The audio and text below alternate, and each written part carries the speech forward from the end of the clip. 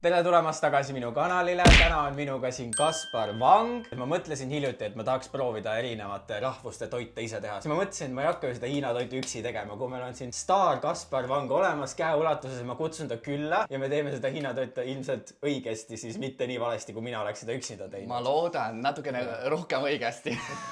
Küsisin Kasparilt, et mida mul selleks vaja on, mis ma ostan ja siis Kaspar ütles, et mul on kõik kodus olemas. Kas sa oled seda retsepti varem teinud siis või? Jah, ma olen seda mitu korda teinud. Ma arvan, et täna me teeme seda searibi, aga searibi Coca-Colaga.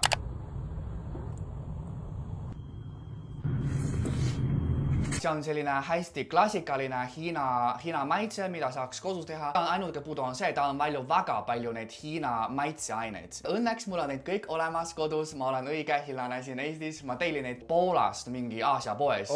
Seega sul ei ole lihtsalt Eesti maitseaineid, sul on päriselt need õiged või? Jaa, päriselt õiged. Ma nägin, et sa tegid oma YouTube'i kanalil kunagi ammu neid Coca-Cola kanaripood. Kas need on nagu erinevad sellest või suht samamoodi tehakse seda? Suht sama, aga kuidas me teeme natukene erinev. Nii, kõigepealt meil on vaja siis neid searibi lõigata tükkideks. Kuidas seda searibi Eestis alati süüakse? Kas ahjus või kuidas? Ma olen väga vale inimene, kellelt seda küsida. Ma ei söö üldse ribisega mitte midagi.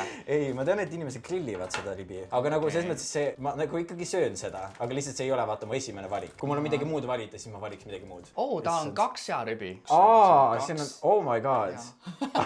Ma ei teadnud seda. Aga mitte. See searibi meil on vaja kõigepealt keeta ja siis ta selline praadida või nagu stir-fried.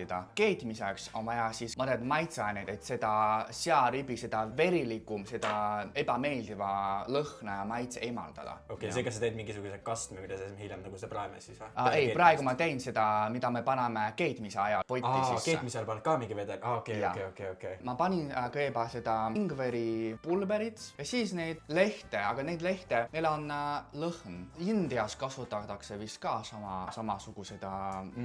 Nad põnevad mingi suppide sisse ka mingi ühe lehe või midagi, on see sama leht või? Võiks olla, jah. Mingi maitse jaoks. Maitse jaoks, jah. Seda võime igasugust rohkem panna, sest mulle ei meeldi see ribi seest, ta on nagu selline veriliku selline lõhn ja maitse. Kas te ei tunne nagu siin Eestis lihades on alati selline ebameeldiv, selline väga tugev maitse, eriti veiselihas. Ja siis ma isegi ei tea, mis selle nimi on. Ma ei tea ka, see näeb nii huvitav välja. See näeb välja nagu mingi täheke. Need on ostetud sul Eestist või need on lihtsalt tellitud? Tellisin, jah. Aga ma arvan, et T1 on, vaata, T1 on Tallinnas on Aasia pood ja seal võiks leida. Seal on India maitse, Thai maitse, Aasia, Hiina, kõik on olemas. Panen siis rohelisipula natuke sisse, väga tubli oleks. Jumala palju on siin seda tegelikult ju. Jaa, see on 700 grammi. Jaa, sa ütlesid, vaata, et osta 1,5. Ma võtsin juba tegelikult ostukorvi 1,5, mõtlesin, et issand, et see on natuke võib-olla palju. See on isegi ka palju, ma ütleks. Nii, nüüd on valmis ja siis hakkame neid ribisid keetma. Need on siis maitseaineid, mida mina tegin. Need on siis Hiina maagilised maitseaineid, mida ma ei tea, mis nimed on maagilised. See on siis ingveri pulber ja sool ja rohelisipul ja mina lisan hiljem veel toidualkoholi sisse. Toidualkoholi? On siin, see on toidualkohol. Lihaga koos alati kasutatakse neid toidualkoholi. Ja kaua need siin keema peavad? Nagu mingi pool tundi? Vaatame jooksvalt. Okay. Hiina retsepti, kui sa vaatad neid retsepti raamatu, siis kõige lemmiklause ongi nagu sobivas kogus ja sobivas ajas ja tuleb siis jooksval vaadata. Siis need sisse ja ka toidualkohol. Kas sa tahad seda tunda? See lõhnab nagu natuke siuke veini lõhnaline. Eestis ei ole toidualkohol ja peaks seda kasutama, siis võiks ka õlut tegelikult ka. Sellel on natuke mingi kalja lõhka sees. Ja. Enne kui me minu juurde hakkasime tulema, siis me käisime Candy Popis läbi ja Kaspar nägi mingisuguseid selliseid asju Candy Popis. Ja nii kaua, kuni meil see ribid siin keevad, siis me mõtlesime, me maitseme neid, sest sa ütlesid, et see on sinu mingisugune lapsepõlve mälestus. Nagu lapsepõlves ma söön seda väga tihti. Selle nimi on laatjao ja see on selline vürtsiga, spicy, hapukas, magus, soolane, kõik ta on nagu sees, nagu sa saad sellest. Ma ei suuda üldse ette kujutada. Magus, hapukas, vürtsikas, mõru. Tal on väga tugev lõhn. Ütleme nii, et kui ma söön näiteks klassiruumi, siis terve korus nagu saaks seda tunda. Need näevad välja nagu need oleks mingisugused nagu peekoniribad või tead küll mingi see peki tükk näeb välja. Mis see siis on? Kas see mingi pigem komm või see on pigem liha? Ta maitseb nagu liha, aga ta ei ole liha. Ta on sojast tehtud. Oi! lõhnavad jah, päris Eks ju. tugevalt nagu. Väga tugev lõhn. Kohe tuli välja, kui ma selle lahti sain. See reaalselt näeb välja nagu mingi peekonitükk. See on väga õline. See lõhnab natuke nagu, kui sa teed vaata kiirnuudleid, siis see spice seal kiirnuudlis Ja, on täpselt samasuguse lõhnaga. Issand, ma ei saa aru, kas mulle meeldib see või mitte. Nagu kummine, nätske. Magus, hapukas, vürtsigas, soolane. Kas see pigem on nagu soolane? Mingid magusa nagu nooti on küll vahepeal sees. Nagu kõik maitsed käivad suus ringi. No see on väga nagu addictive nagu kui ma vaatan telekat näiteks, siis ma üksinda saan terve pakendi nagu mingi poole tunni jooksul ära süüa. Kui need maitsevad suht nagu sarnaselt sellele ka, selle kiirnuudli maitseainele. Mõned panevad selle pangoogi sisse nagu see nagu sisse. Mingi täidis nagu. Palju see neil ühes 10 oleks? Ilmselt 10 siis või? Kuna see on minu lapsepõlv, siis ta ei ole 10 toit minu jaoks enam. Ja ma ütlesin, et ta on pigem nagu 80. Kui ma ei söö seda pikka aega, siis ma igatsen seda. Kujutan ette, et sul on praegu mingi 3 või 3-40, siis sellegi tõttu sa annad talle veel ühe võimaluse. Ma ütleks, et see on 40. Ja, ma annaks siis 30 või kas ma ütlesin enne 4 või? 4. No ära proovi nagu veel. Muidu see hind läheb veel madalamaks. Eemaldame neid rõvedaid asju. See on sama, kui sa sööd hotpoti, siis seal on teenindaja kogu aeg sinu kõrval seismas ja vaadata, kas neid asja nagu päriselt peal ja siis ta kogu aeg nagu teeb niimoodi, see on nagu see teeninduse osa. Wow. Me paneme siia potti nüüd riisi ka keema, sest me unustasime ära korraks, et meil on vaja riisi ka keeta nende ribide kõrvale. Juba hakkavad nagu vaikselt nagu valmis saama. Me mõtlesime, me läheme järgmise stepi juurde, sest et see ribi on meil siis valmis. Tunde järgi on valmis. Tunde järgi on valmis. Ja siis Kaspar ütles, et hakkab tegema mingisugust kastet, mille sees me hakkame seda praadima siis nagu ma aru sain.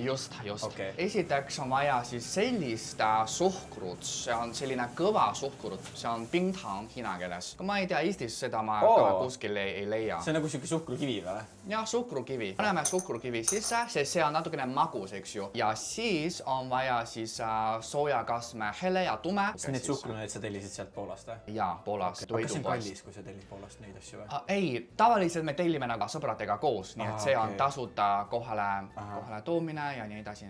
See on hele ja see on tume. See hele annab toidule maitse ja see tume annab toidule värvi. Ja see on siis oyster sauce. Selle ribi see sa ei tunne seda maitse. Paneme siis natukene, ma arvan, et see sobib. Natuke. Kuidas ma saan seda unustada? See on minu lemmik. Äädikas. See on selline tume äädikas. Su lemmik? Ja äädikas. Ja sa sõid ju pelmeene ka äädikaga, sa ütlesid ju. Ja siis see kaste on valmis. Praegu me paneme need ribid poitist panni peale. Me saame ka nagu puhtas veed kasutama ja siis me paneme neid kastme sisse. Nii. Wow. Ja siis seda Coca-Colat sa lihtsalt veel hiljem või ka koos selle kastmega? Koos sellega. Wow. Kas sa pärast tunned ka seda Coca-Colat siis seal toidu sees või? Tunneme ainult seda magusat. Okei. Ehk siis ei ole nagu väga siukest Coca-Cola maitset või? Ei ole väga Ma kujutasin ette, et ma söön seda ribi ja siis mul on Coca-Cola. Ei ole nii tugev, Okay. Lihtsalt ootame, kuni ta muutub nagu vähem vedeliku. Seega nüüd see siin ka põhimõtteliselt keeb, siis mingi natuke aega on jah? Mingi 40 minutit. 40 minutit või? Okei. Issand. No siis näeme 40 minuti pärast. Nii, Kaspar pani natukene seda sojakastet sinna juurde, et need läheksid natukene tumedamaks. Need on praegu mingi 20 minutit siin olnud. Meie riis sai juba vahepeal valmis, seega see ootab, aga need peavad mingi 20 minutit lasta olla veel siin äkki. Praegu hakkame rohkem neid kuumust panema, sest me tahame, et seal on vähem vedelikum asi. Ta muutub vähem vedelikumaks. Valmis! Selle näevad nii head isegi välja, nagu lõhnavad ka hästi. Jaa, tegelikult see värvid peaks olema veel natukene tumedamaks, aga mina lihtsalt ei võtnud terve karbi enda seda. Ja kui su kodus on valge seesami, siis sa võid natukene ka selle peale valada. Natuke keetsin seda riisi natukene liiga välja.